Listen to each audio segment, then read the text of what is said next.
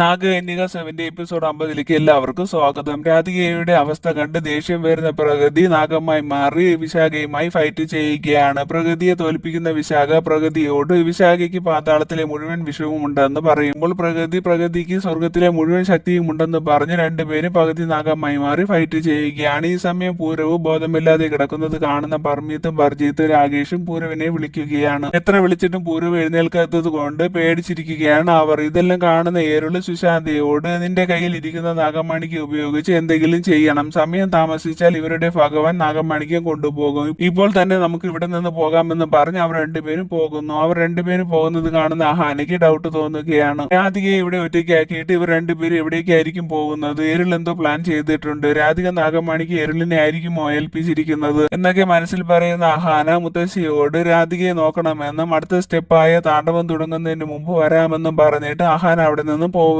ഈ സമയം എരുളും സുശാന്തയും കാറിൽ കയറാൻ പോകുന്ന സമയം അവിടെ വരുന്ന പറമ്പീത്ത് ഞാനും കൂടി വരട്ടെ എന്ന് ചോദിക്കുകയാണ്. അത് കേൾക്കുന്ന എരുള് ആദ്യം സമ്മതിക്കുന്നില്ല, എങ്കിലും പിന്നീട് സമ്മതിക്കുകയാണ്. തുടർന്ന് അവർ മൂന്നുപേരും കാറിൽ കയറുകയാണ്. കാറിൽ കയറിയ ശേഷം പറമ്പീത്ത് അഹാനയായി മാറുകയാണ്. അഹാനയെ കാണുന്ന സുശാന്ത കാറിൽ നിന്ന് ഇറങ്ങുകയാണ്. സുശാന്ത കാറിൽ നിന്ന് ഇറങ്ങുന്നതും അഹാന പകുതി നാഗമായി മാറി സുശാന്തയെ വാലുകൊണ്ട് ചുറ്റുകയാണ്. അത് കാണുന്ന എരുള് കാർ സ്റ്റാർട്ട് ചെയ്ത് അവിടെ നിന്ന് പോവുകയാണ്. ശേഷം എരുള് മലയുടെ മുകളിൽ കാർ നിർത്തുകയും കാറിൽ നിന്ന് ഇറങ്ങി താഴേക്ക് നോക്കുകയും ചെയ്യുകയാണ്. മറുവശത്ത് അഹാന സുശാന്തയോട് ഇപ്പോൾ ഇവിടെ നടക്കുന്നതിനെല്ലാം കാരണക്കാരി നിങ്ങളാണ്, എന്നിട്ട് നിങ്ങൾ ശത്രുക്കൾക്ക് കൂട്ടു നിൽക്കുകയാണോ? ചെയ്ത തെറ്റിന്റെ ഫലമായാണ് നിങ്ങൾ കല്ലായി മാറിയത്, അനന്തകുലത്തിന് മുഴുവൻ ശാപം കിട്ടിയത്. ഞാൻ നിങ്ങളുടെ മകളായി ജനിക്കേണ്ടതായിരുന്നു. നിങ്ങൾ ചെയ്ത തെറ്റ് കാരണം എനിക്ക് പ്രകൃതി അമ്മയുടെ മകളായി ജനിക്കേണ്ടി വന്നു. അത് കാരണമാണ് രാധിക അമ്മയെയും എന്നെയും വെറുക്കാൻ തുടങ്ങിയത്. അത് കാരണമാണ് രാധിക ഡ്രാഗണായി മാറിയത്. ഇതിനെല്ലാം കാരണം നിങ്ങൾ മാത്രമാണ്. ഇത്രയും തെറ്റുകൾ ചെയ്തിട്ടും നിങ്ങൾക്ക് എങ്ങനെയാണ് അവരുടെ കൂടെ നിൽക്കാൻ കഴിയുന്നത് എന്ന് അലറിക്കൊണ്ട് ദേഷ്യത്തോട് ചോദിക്കുകയാണ് അഹാന. എരുൾ എന്തോ പ്ലാൻ ചെയ്യുന്നുണ്ട്, അതെന്താണെന്ന് അഹാന സുശാന്തയോട് ചോദിക്കുകയാണ്. എരുളിന്റെ ലക്ഷ്യം എന്താണെന്ന് ആർക്കും അറിയാൻ കഴിയില്ല. ഞാൻ ഒരു തെറ്റും ചെയ്തിട്ടില്ല, എരുളിനെ പ്രണയിച്ചത് മാത്രമേ ഉള്ളൂ. അത് തെറ്റാണോ എന്ന് ചോദിക്കുകയാണ്. പ്രണയിച്ചത് തെറ്റല്ല, പക്ഷെ സ്വന്തം കർത്തവ്യം മറന്നത് തെറ്റാണ്. നാഗമാണിക്ക് എടുത്തത് പാവമാണ്, മഹാപാവമാണ് എന്ന് അലറിക്കൊണ്ട് ദേഷ്യത്തോടെ പറയുകയാണ് അഹാന. ഈ സമയം അഹാന സുശാന്തയെ ഉപദ്രവിക്കുന്നത് കാണുന്ന പർമീത്തും ബർജീത്തും രാകേഷിനും ഒരു ഐഡിയ കിട്ടുകയാണ്. സുശാന്തയെ രക്ഷപ്പെടുത്തിയാൽ എരുള് നമ്മളെ സംഗീസ്ഥാനിലേക്ക് കൊണ്ടുപോകുമെന്ന് പറഞ്ഞ് അവർ മൂന്നുപേരും അവിടെ കിടക്കുന്ന കമ്പെല്ലാം എടുക്കുകയാണ്. ശേഷം അവർ അഹാനയുടെ അടുത്ത് പോയിട്ട് അഹാനയെ ഉപദ്രവിക്കുകയാണ്. അത് കാണുന്ന അഹാന സുശാന്തയുടെ കാര്യം പിന്നീട് നോക്കാം, ഇപ്പോൾ ഇവരുടെ കാര്യത്തിൽ ഒരു തീരുമാനം എടുക്കണമെന്ന് അഹാന പറയുന്ന സമയം എരുള് കണ്ണിൽ കണ്ണാടി വെച്ച് നാഗമാണിക്യം കയ്യിലെടുക്കുകയാണ്. തുടർന്ന് അഹാന പർജീത്തിനെ വാലുകൊണ്ട് ചുറ്റി ദൂരേക്ക് എടുത്തെറിയുകയാണ്. ആ സമയം തന്നെ പർജീത്ത് മരിക്കുകയാണ്. അത് കാണുന്ന പർമീത്ത് ഒരു കത്തി എടുത്തുകൊണ്ട് അഹാനയെ കൊല്ലാൻ ശ്രമിക്കുന്ന സമയം അവിടെ ആര്യമൻ വരുന്നു.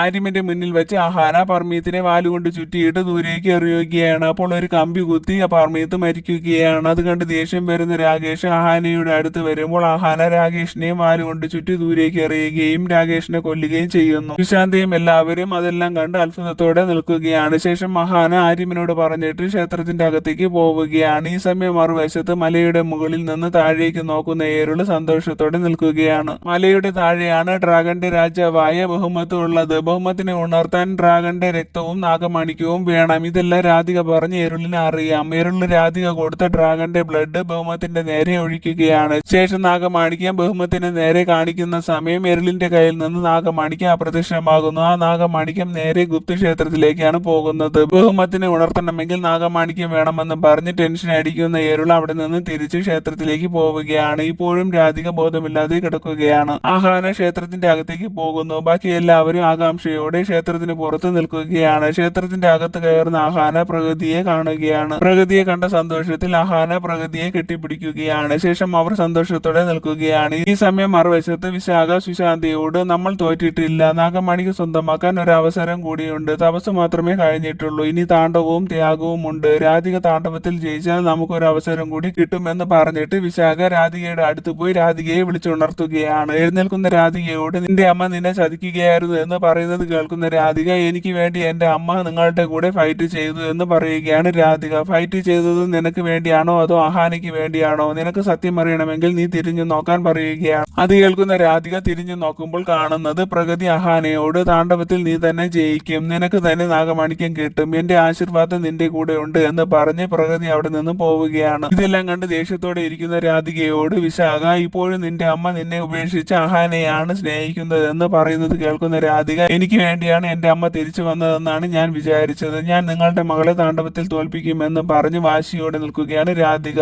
അടുത്ത സീനിൽ താണ്ഡവമാണ്. എല്ലാവരും അവരുടെ താണ്ഡവം കണ്ട് പുറത്ത് പ്രതീക്ഷയോടെ നിൽക്കുകയാണ്. തുടർന്ന് അവർ രണ്ടുപേരും വാശിയോടെ താണ്ഡവം ചെയ്യുകയാണ്. താണ്ഡവത്തിന്റെ അവസാനം രണ്ടുപേരും ക്ഷേത്രത്തിന്റെ പുറത്ത് വന്ന് വീഴുകയാണ്. അത് കാണുന്ന മുത്തശ്ശി ഇവരിൽ ആരാണ് ജയിച്ചതെന്ന് ചോദിക്കുകയാണ്. അത് കേൾക്കുന്ന പ്രകൃതി രണ്ടുപേരും ജയിച്ചു എന്ന് പറയുകയാണ്. നാഗമാണിക്ക് ആർക്കാണ് സ്വന്തമെന്ന് ഇനി എങ്ങനെ അറിയാൻ കഴിയുമെന്ന് ചോദിക്കുകയാണ് മുത്തശ്ശി. ഇനി ഇതെല്ലാം ത്യാഗമാണ് തീരുമാനിക്കുന്നത് എന്ന് പറയുകയാണ് പ്രകൃതി. ത്യാഗത്തിന്റെ സമയം മനുഷ്യർക്ക് എല്ലാവർക്കും ക്ഷേത്രത്തിന്റെ അകത്ത് കയറാമെന്ന് പറയുകയാണ് മുത്തശ്ശി. ശേഷം എല്ലാവരും ക്ഷേത്രത്തിന്റെ അകത്ത് കയറുകയാണ്. ആദ്യം അഹാനയാണ് ത്യാഗം ചെയ്യുന്നത്. അഹാന നാഗമാണിക്യത്തിന് വേണ്ടി എന്റെ സന്തോഷവും എന്റെ സ്നേഹവും എല്ലാം ത്യാഗം ചെയ്യാൻ സമ്മതമാണെന്ന് പറയുകയാണ്. അപ്പോൾ രാധിക ഞാനും എന്റെ എല്ലാ ശക്തികളും എന്റെ എല്ലാ അധികാരങ്ങളും എന്ന് രാധിക പറയുന്നത് എരുള് തടയുകയാണ്. എന്നിട്ട് എരുള് രാധികയോട് ഇതൊന്നും ഒരിക്കലും ത്യാഗമാവില്ല. നമ്മൾ എന്ത് ചെയ്യുമ്പോഴും ഒരു ലക്ഷ്യമുണ്ടാവണം. നമ്മൾ ചെയ്യുന്നതെല്ലാം നമ്മുടെ ലക്ഷ്യത്തിന് വേണ്ടിയാണ്. നിനക്ക് ഇതുവരെ ഞാൻ മാത്രമേ ഉണ്ടായിരുന്നുള്ളൂ. നിന്റെ അമ്മ നിന്നെ ഒരു ഗുഹയ്ക്കകത്ത് ഒറ്റയ്ക്കാക്കിയിട്ട് പോയി. നിന്റെ സഹോദരി നിനക്കെതിരെ മാത്രമേ നിന്നിട്ടുള്ളൂ. നിന്റെ ബാബയുടെ ലക്ഷ്യത്തിന് വേണ്ടി ജീവൻ കൊടുക്കേണ്ടി വന്നാലും നീ ചെയ്യില്ലേ എന്ന് ചോദിക്കുകയാണ്. അത് കേൾക്കുന്ന രാധിക സമ്മതമാണെന്ന് പറഞ്ഞിട്ട് കത്തിയെടുക്കാൻ നോക്കുന്നത് കാണുന്ന പ്രകൃതി രാധികയെ തടയുകയാണ്. അത് കാണുന്ന എരുള് ഓരോന്നും പറഞ്ഞ് രാധികയുടെ മനസ്സ് മാറ്റാൻ ശ്രമിക്കുകയാണ്. എരുള് രാധിക എന്റെ ജീവൻ ത്യാഗം ചെയ്താൽ ബാബയ്ക്ക് സന്തോഷമാകുമോ എന്ന് ചോദിക്കുകയാണ്. നീ വിഷമിക്കേണ്ട എന്ന് പറഞ്ഞ് എരുള് കത്തി എടുത്തുകൊണ്ട് രാധികയോട് ഈ ബാബയ്ക്ക് വേണ്ടി ബാബയുടെ ആഗ്രഹം സാധിക്കാൻ വേണ്ടി നീ ജീവൻ ത്യാഗം ചെയ്യുന്നതാണ് ശരി. ഞാനും നിന്റെ പുറകെ വരും. നമ്മുടെ ശത്രുക്കളുടെ അവസാനം കാണണമെന്ന് പറഞ്ഞ് എരുള് രാധികയെ കൊല്ലാൻ തുടങ്ങുമ്പോൾ അത് കാണുന്ന പൂരവ് എരുളെന്ന് ദേഷ്യത്തോടെ അലറി വിളിക്കുകയാണ്. ആ സമയം പ്രകൃതി പകുതി നാഗമായി മാറി വാലുകൊണ്ട് എരുളിനെ ചുറ്റിപ്പിടിക്കുകയാണ്. അത് കാണുന്ന സുശാന്ത എരുളിനെ വെറുതെ വിടാൻ പറയുകയാണ്. ഇവൻ എന്റെ മകളെ കൊല്ലാൻ ശ്രമിച്ചു, ഞാൻ ഇവിടെ വെറുതെ വിടില്ല എന്ന് പറഞ്ഞ് പ്രകൃതി എരുളിനെ ഉപദ്രവിക്കുകയാണ്. തുടർന്ന് അഹാനയും പകുതി നാഗമായി മാറി വാലുകൊണ്ട് എരുളിനെ ചുറ്റിയിട്ട് എന്റെ സഹോദരിയെ തൊടുന്നതിന് മുമ്പ് നീ എന്നെ മറികടന്നു പോകണമെന്ന് പറഞ്ഞ് രണ്ടുപേരും എരുളിനെ ഉപദ്രവിക്കുകയാണ്. അതെല്ലാം കാണുന്ന രാധിക എരുളിനോട് ഞാൻ ഭാവിക്ക് വേണ്ടി ത്യാഗം ചെയ്യാൻ തയ്യാറാണ്. എനിക്ക് ഈ കുടുംബവുമായോ ഇവിടെയുള്ളവരുമായോ ആര്യമനുമായോ ഒരു ബന്ധവുമില്ല എന്നൊക്കെ അലറി വിളിച്ചുകൊണ്ട് വളരെ വിഷമത്തോടെ പറയുകയാണ് രാധിക. അത് കേൾക്കുന്ന അഹാനയും പ്രകൃതിയും എരുളിനെ വെറുതെ വിടുകയാണ്. എന്റെ ജീവൻ രക്ഷിക്കാൻ വേണ്ടി എന്റെ അമ്മയും സഹോദരിയും ബാബിയോട് ഫൈറ്റ് ചെയ്യുകയാണ്. ഞാൻ അമ്മ വരുമെന്ന് കരുതി കാത്തിരുന്നു. പക്ഷെ അമ്മ വരാത്തതിന് കാരണം എന്തെന്ന് ഞാൻ അന്വേഷിച്ചില്ല. ഞാൻ എന്റെ സഹോദരിയെ വെറുത്തു. അഹാനയ്ക്ക് അറിയില്ലായിരുന്നു അമ്മ എന്നെ ഉപേക്ഷിച്ചിട്ട് പോയതെന്ന്. ഒരു തെറ്റും ചെയ്യാത്ത ഇവരെ ഞാൻ ഒത്തിരി ബുദ്ധിമുട്ടിച്ചു, ഒത്തിരി പ്രശ്നങ്ങൾ ഉണ്ടാക്കി. ഞാൻ ത്യാഗം ചെയ്യും, ഉറപ്പായും ചെയ്യും. പക്ഷെ അത് ഭാവിക്ക് വേണ്ടിയല്ല, അമ്മയ്ക്ക് വേണ്ടിയും എന്റെ സഹോദരിക്ക് വേണ്ടിയും എന്ന് പറഞ്ഞ് രാധിക സ്വയം കുത്തുകയാണ്. അത് കണ്ട് എല്ലാവരും അലറി വിളിക്കുകയാണ്. ഗുരവും വിഷമിച്ച് നിൽക്കുകയാണ്. വീഴാൻ പോയ രാധികയെ ആര്യമൻ പിടിക്കുകയാണ്. അത് കാണുന്ന എരുള് നീ എന്താണ് ഇങ്ങനെ ചെയ്തത്? ജീവൻ ത്യാഗം ചെയ്യുകയാണെങ്കിൽ എനിക്ക് വേണ്ടി ചെയ്യണ്ടേ, നമ്മുടെ ലക്ഷ്യത്തിന് വേണ്ടി ചെയ്യണ്ടേ എന്നൊക്കെ ചോദിക്കുകയാണ്. അത് കേൾക്കുന്ന രാധിക ഞാൻ തെറ്റായ ബന്ധങ്ങളെയാണ് സ്വന്തമെന്ന് വിചാരിച്ചത്, പക്ഷെ നിങ്ങളാണ് സ്വന്തം എന്തെന്ന് എനിക്ക് പറഞ്ഞു തന്നത് എന്ന് ആര്യമ്മനോട് പറഞ്ഞിട്ട് രാധിക അഹാനയുടെയും ആര്യമ്മന്റെയും കൈകൾ ചേർത്ത് വെച്ചിട്ട് ആര്യമ്മൻ എന്നും എപ്പോഴും അഹാനയുടേതായിരിക്കുമെന്ന് പറയുകയാണ്. എന്നിട്ട് രാധിക കരഞ്ഞുകൊണ്ട് ഞാൻ ആരെയെങ്കിലും സ്നേഹിച്ചിട്ടുണ്ടോ എന്ന് എനിക്കറിയില്ല, ഞാൻ എല്ലാവരെയും വെറുത്തിട്ടേ ഉള്ളൂ, പക്ഷെ എനിക്ക് ഒരു കാര്യം അറിയാം എന്ന് പറഞ്ഞിട്ട് രാധിക ക്ഷേത്രത്തിന് പുറത്ത് നിൽക്കുന്ന പൂരവിനെ നോക്കിയിട്ട് എന്നെ ഏറ്റവും കൂടുതൽ സ്നേഹിക്കുന്നത് പൂരവാണ് എന്ന് പറഞ്ഞ് രാധിക പൂരവിനെ വിളിച്ചിട്ട് രാധിക മരിക്കുകയാണ്. രാധികയെ കാണുന്ന എല്ലാവരും കരയുകയാണ്. പൂരവ് വിഷമം സഹിക്കാൻ കഴിയാതെ രാധിക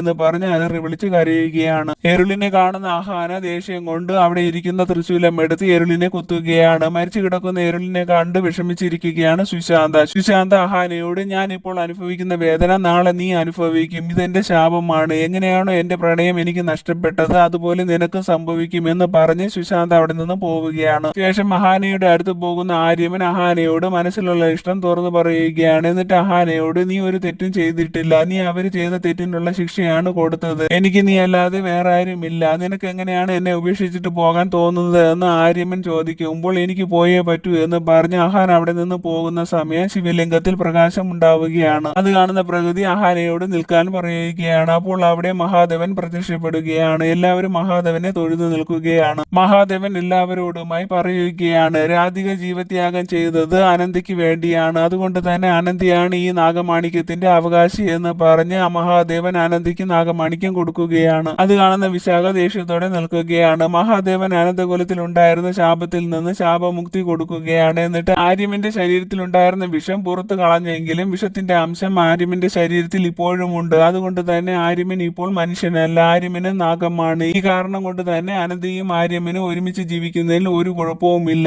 തപസ്സും താണ്ഡവവും ത്യാഗവും പൂർത്തിയാക്കി. ഇനി ശാപം വരാതെ നോക്കേണ്ടത് നിങ്ങളുടെ കടമയാണെന്ന് പറഞ്ഞിട്ട് മഹാദേവൻ അപ്രത്യക്ഷമാവുകയാണ്. ശാപമോക്ഷം കിട്ടിയതിന്റെ സന്തോഷത്തിൽ നിൽക്കുന്ന ആദർശും ഫാമിലിയും അനന്തയോട് നന്ദി പറയുകയാണ്. ഈ സമയം പകുതി നാഗമായി മാറുന്ന വിശാഖ അനന്തയുടെ കയ്യിലിരിക്കുന്ന നാഗമാണിക്യം വാലുകൊണ്ട് തട്ടിയെടുക്കുകയാണ്. അനന്ത നാഗമാണിക്യം തിരിച്ചു കൊടുക്കാൻ വിശാഖയോട് പറയുകയാണ്. വിശാഖ നാഗമാണിക്യം കൊടുക്കില്ല എന്ന് മനസ്സിലാക്കുന്ന അനന്ത പകുതി നാഗമായി മാറി വിശാഖയെ വാലുകൊണ്ട് ചുറ്റുകയാണ്. വിശാഖയെയും അനന്തയെ വാലുകൊണ്ട് ചുറ്റുകയാണ്. പ്രകൃതി ഇതെല്ലാം കണ്ട് വിഷമിച്ച് നിൽക്കുകയാണ്. ഈ സമയം അവിടെ വരുന്ന ആര്യമ്മൻ നാഗങ്ങളെ കൺട്രോൾ ചെയ്യാൻ കഴിയുന്ന പൂക്കൾ കെട്ടിയ വല വിശാഖയുടെ നേരെ എറിയുകയാണ്. അത് കാരണം വിശാഖയ്ക്ക് ഒന്നും ചെയ്യാൻ കഴിയാതെ നിൽക്കുകയാണ്. വിശാഖ നാഗമായി മാറി ഭൂമി പിളർന്ന് ഭൂമിയുടെ അടിയിലേക്ക് പോവുകയാണ്. വിശാഖ പോയത് ആരും ശ്രദ്ധിക്കുന്നില്ല. ശേഷം അനന്ത സിംഹാസനത്തിൽ ഇരിക്കുകയാണ്. അനന്ത സിംഹാസനത്തിൽ ഇരിക്കുന്നത് കാണുന്ന ആദർശും ഫാമിലിയും അനന്തയോട് നന്ദി പറഞ്ഞ് അവരെല്ലാവരും അവിടെ നിന്നും പോവുകയാണ്. ശേഷം പ്രഗതിയും അനന്തയോടും ആര്യമ്മനോടും സന്തോഷത്തോടു കൂടി ജീവിക്കണമെന്ന് പറഞ്ഞിട്ട് അവിടെ നിന്ന് പോകുന്നു. അവിടെ നിന്ന് പോകുന്ന പ്രഗതി രാധികയുടെ ആത്മാവിനെയും കൊണ്ടാണ് അവിടെ നിന്ന് പോകുന്നത്. രാധികയും പ്രഗതിയും പോകുന്നത് കാണുന്ന ആനന്ദ വിഷമിച്ച് അവരെ നോക്കി നിൽക്കുകയാണ്. തുടർന്ന് ആനന്ദ ആര്യമ്മനോട് നാഗങ്ങളെ കൺട്രോൾ ചെയ്യുന്ന പൂക്കളെ കുറിച്ച് എങ്ങനെയാണ് അറിഞ്ഞതെന്ന് ചോദിക്കുകയാണ്. ഒരു നാഗകന്യകയെ വിവാഹം കഴിച്ച സ്ഥിതിക്ക് ഇതെല്ലാം ഞാൻ അറിഞ്ഞിരിക്കേണ്ട ആവശ്യമുണ്ടല്ലോ എന്നൊക്കെ പറഞ്ഞ് രണ്ടുപേരും സന്തോഷത്തോടെ നിൽക്കുകയാണ്. അടുത്ത സീനിൽ 6 മാസങ്ങൾക്ക് ശേഷമാണ് കാണിക്കുന്നത്. ആനന്ദ പ്രഗ്നന്റ് ആണ്. ആനന്ദ അനന്തയുടെ ഫാമിലിയിലെ എല്ലാവരുടെയും ഫോട്ടോയുടെ മുന്നിൽ വിളക്ക് കത്തിച്ചിട്ട് അവരോട് സന്തോഷ വാർത്ത പറയുകയാണ് അനന്ത. അപ്പോൾ അവിടെ ആര്യമ്മൻ വരുന്നു. ആര്യമ്മൻ അനന്തയ്ക്ക് ഗിഫ്റ്റായി ഏക്ത കപൂർ ഡിസൈൻ ചെയ്ത ലൈറ്റ് വെയിറ്റ് നെക്ലസ് കൊടുക്കുകയാണ്. അവർ രണ്ടുപേരും സന്തോഷത്തോടെ നിൽക്കുകയാണ്. ഈ സമയം അനന്ത കത്തിച്ചു വെച്ച ദീപം അണയുകയാണ്. മറുവശത്ത് സുശാന്ത ബഹുമത്തിന്റെ അടുത്തേക്ക് പോവുകയാണ്. എന്നിട്ട് സുശാന്ത ബഹുമത്തിനോട് നമ്മൾ കാത്തിരുന്ന ദിവസം വരാറായി. അനന്തകുലത്തിലെ നാഗറാണി ജന്മം കൊടുക്കുന്ന നാഗലോകത്തെ അവകാശി മുഴുവൻ നാഗലോകത്തിന്റെയും ഭാവി തന്നെ മാറ്റും. ബഹുമത്തിന് വരേണ്ട സമയമായി എന്ന് സുശാന്ത പറയുന്ന സമയം ബഹുമത്ത് കണ്ണു തുറക്കുകയാണ്. ഇതോടെ നാഗകന്യക 7 തീരുന്നു. അടുത്ത സീസൺ സ്റ്റാർട്ട് ചെയ്യുന്നത് ഈ കഥയുടെ ബാക്കിയായിട്ടാവാൻ സാധ്യതയുണ്ട്. അടുത്ത സീസൺ വന്നാലുടൻ ഈ ചാനലിൽ അപ്ലോഡ് ചെയ്യുന്നതായിരിക്കും. അടുത്ത പുതിയ സീരിയൽ എക്സ്പ്ലനേഷനുമായി വീണ്ടും വരും. Thank you.